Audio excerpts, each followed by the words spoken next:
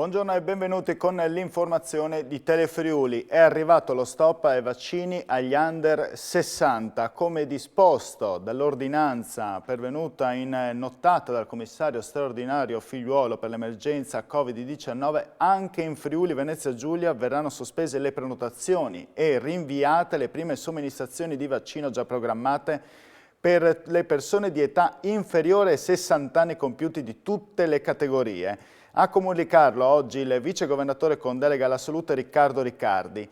Sono esenti dal provvedimento di sospensione e rinvio le persone con elevata fragilità e i familiari conviventi di caregiver, genitori, tutori, affidatari, il personale sanitario e sociosanitario, tutti coloro che operano in presenza nelle strutture sanitarie e sociosanitarie pubbliche e private.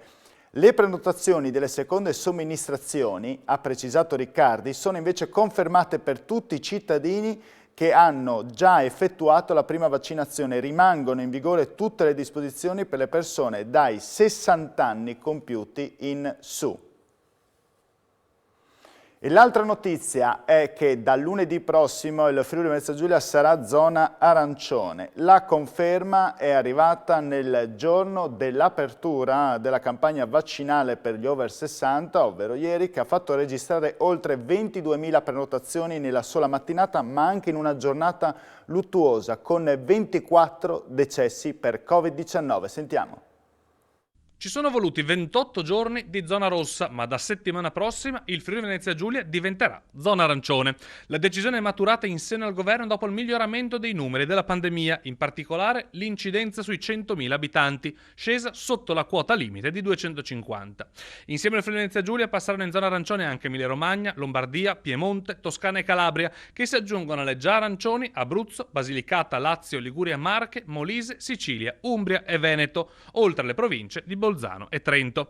L'unica regione a peggiorare il proprio status è la Sardegna, che passa in zona rossa insieme a Campania, Valle d'Aosta e Puglia.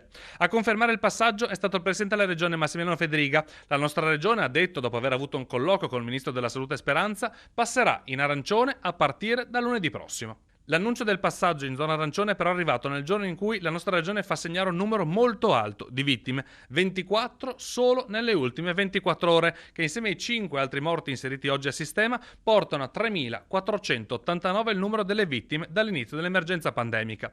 6.803 tamponi molecolari hanno fatto emergere 228 nuovi casi, il 3,35%, mentre 2.421 tamponi antigenici hanno rilevato 108 positività, il 4,46%.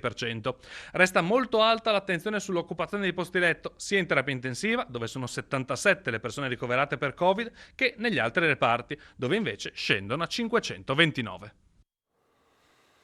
Il ritorno alla zona arancione comporterà la libertà di spostamento nel proprio comune, ma anche il ritorno in presenza al 50% delle scuole superiori e la riapertura di parrucchiere, estetiste e dei negozi. Federmoda a questo proposito chiede la cancellazione dell'Italia a colori per una ripartenza dell'intero paese. Sentiamo il suo rappresentante, ovvero il presidente Alessandro Tollon. Bene le riaperture, soprattutto se consideriamo che questo può essere l'inizio di un percorso che ci porta fuori dal pantano dei colori. Speriamo a maggio di essere gialli, magari per un breve periodo, e poi di avere regole uguali per tutti, direi in tutta l'Italia, regole che possono essere il distanziamento, sicuramente le mascherine, l'igienizzazione, ma che devono superare la logica dei colori per favorire il flusso dei turisti italiani ed esteri. Quindi l'estate direi che non può essere a colori. Detto questo, c'è un po' di entusiasmo nel riaprire dopo questo periodo di zona rossa, c'è voglia di rivedere i clienti, c'è voglia di tornare nei negozi, perché al di là di tutte le richieste che sono state fatte dalle categorie in questo periodo, quindi dalla detassazione del magazzino alla richiesta di ristori, al credito d'imposta sugli affitti e quant'altro, la voglia è quella di aprire i negozi e di riavere il contatto umano con le persone, sempre con il massimo dell'attenzione e quindi sempre in sicurezza.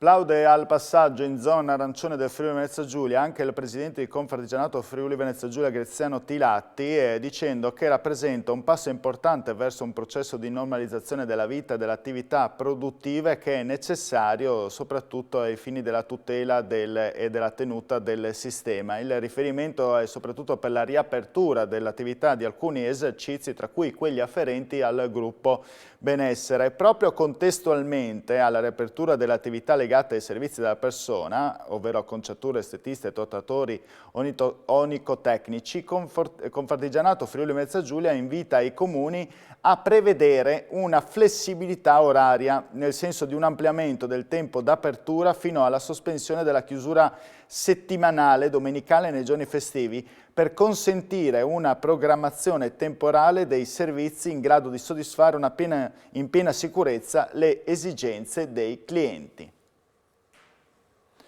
Chi protesta invece sono i lavoratori agricoli scesi in piazza oggi perché si sentono dimenticati dal governo Draghi, soprattutto in tema di ristori. Con la mobilitazione avvenuta davanti alla prefettura di Udine chiedono che venga rinnovato il bonus per gli stagionali. Sentiamo. Quali sono le problematiche dei lavoratori agricoli? Le problematiche dei lavoratori agricoli sono quelle che non hanno ricevuto dei bonus ristori nel corso dell'anno 2021 e questi lavoratori in questo momento non possono lavorare come avrebbero potuto, come dei contratti che hanno in essere, perché lavorano a giornata, e quindi anche la chiusura dei ristoranti piuttosto che degli agriturismi comporta loro una riduzione di reddito. Cosa chiedete a questo punto? E a questo punto chiediamo che il governo abbia l'attenzione anche questi lavoratori, che sono lavoratori dipendenti a tutti gli effetti e per di più stagionali, e quindi non hanno lavoro assicurato tutti i giorni.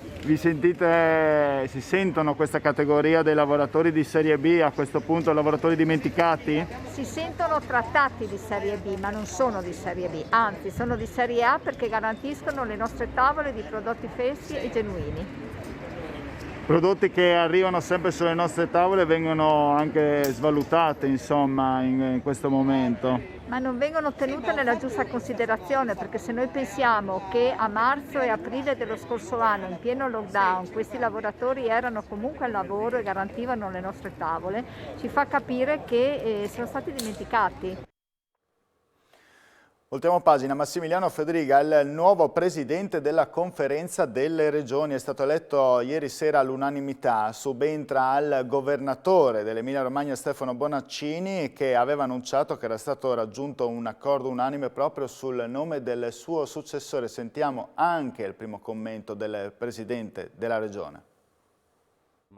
Massimiliano Fedriga è il nuovo presidente della conferenza Stato-Regioni. Stefano Bonaccini, governatore dell'Emilia-Romagna alla guida dal 2015, aveva annunciato più volte la volontà di lasciare lo scettro, a patto però di un accordo unitario. Il ruolo del vicepresidente è affidato a Michele Emiliano, presidente della Puglia, subentrato a Giovanni Toti. Fedriga, come detto, sostituisce Bonaccini, il quale già lo scorso anno avrebbe lasciato il posto, visto che la conferenza, da tempo, ha spiegato, è rappresentata da una stragrande maggioranza di regioni a guida centrodestra. Il ruolo delle regioni è fondamentale in particolar modo in questo momento di difficoltà.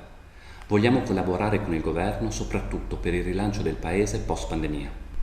Ringrazio i colleghi che mi hanno voluto dare la fiducia e in particolar modo Stefano Bonaccini e Giovanni Toti, che hanno condotto con grande senso di responsabilità e di unità la conferenza fino ad oggi. Mia intenzione è, insieme a Michele Emiliano, eletto vicepresidente, di continuare con questo clima di unità tra le regioni, perché ci dà l'opportunità di proporre soluzioni di carattere nazionale che partano dai territori. La pandemia fa sentire i suoi effetti anche in tema di reati, crollano furti e rapine, ma crescono i crimini sul web a causa dell'utilizzo in questi mesi elevato di internet, e preoccupano anche i reati tra i giovani, in particolare tra i minorenni. I dati della Questura nel giorno del 169° anno della fondazione del Corpo di Polizia. Sentiamo. La pandemia incide sui reati provocandone un calo, ma fa aumentare i flussi migratori. È il bilancio 2020 della Polizia di Stato di Udine che questa mattina ha celebrato il 169° anniversario con il rintraccio complessivo di 2.594 migranti entrati nel territorio nazionale nel 2020 lungo la rotta balcanica. L'immigrazione clandestina è raddoppiata rispetto agli ultimi anni. Numerosi sono stati i pattugliamenti degli agenti al confine con il supporto dell'esercito che hanno permesso anche di interrompere alcuni canali del traffico di esseri umani. Ma l'emergenza sanitaria ha inciso fortemente anche sulla stessa attività dei criminali. I reati sono infatti crollati in provincia nei periodi di lockdown anche del 70% e in alcuni casi, come ad esempio i furti, di oltre l'80%.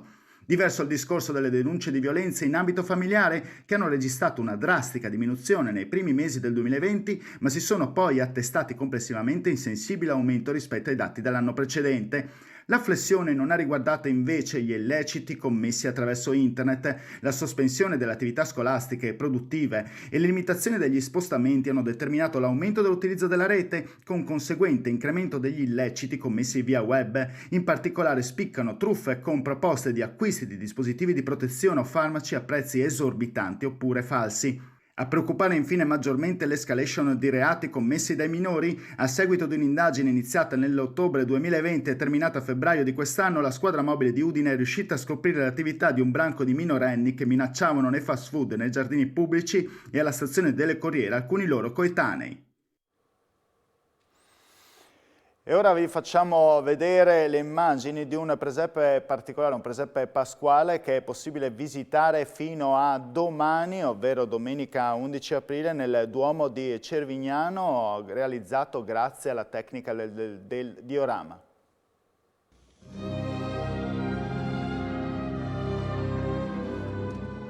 Curiosa novità a Cervignano per le festività pasquali. Dal 13 marzo scorso, infatti, nel Duomo dedicato alla Madonna di Fatima è possibile visitare l'allestimento creato per la prima volta di un presepe pasquale. È stato realizzato con la tecnica del diorama, un insieme di vedute dipinte che per effetto di prospettiva e giochi di luce danno allo spettatore l'illusione di un panorama naturale nelle varie ore del giorno. Vengono proposte le scene principali del Triduo pasquale. All'ingresso del Duomo le scene più importanti, dall'entrata a Gerusalemme, la Domenica delle Palme, all'Ultima Cena, dall'Orto degli Ulivi alla Crocifissione fino alla Resurrezione dei Morti. L'inusuale presepe è visibile fino a domenica 11 aprile. Gli orari d'apertura coincidono con quelli della chiesa. A realizzarlo una ventina di persone, il gruppo Presepisti del Duomo, che dedica il proprio tempo libero per realizzare queste opere a favore della comunità. E ora vi facciamo vedere le immagini che ci arrivano direttamente da Grado. Giorni fa parlavamo delle meduse, la ricerca di fitoplancton spiaggiate arrivate al Golfo di Trieste. Queste le immagini che invece ci arrivano da Grado, letteralmente ricoperte dalle carcasse di questa specie, meglio conosciuta come medusa barile, dama del mare o polmone di mare. La segnalazione è arrivata ieri all'Istituto Nazionale di Oceanografia di Geofisica Sperimentale. Come per quanto registrato nel capoluogo regionale, il fenomeno molto probabilmente è stato causato dal vento da correnti diverse opposte che ha spinto lo sciame fino ad essere spiaggiato sull'arenile dell'Isola del Sole, dove poi hanno trovato la morte. Questa era anche l'ultima notizia, io vi ringrazio per la vostra cortese e fedele attenzione, ci vediamo questa sera sempre con il notiziario alle ore 19, grazie, arrivederci.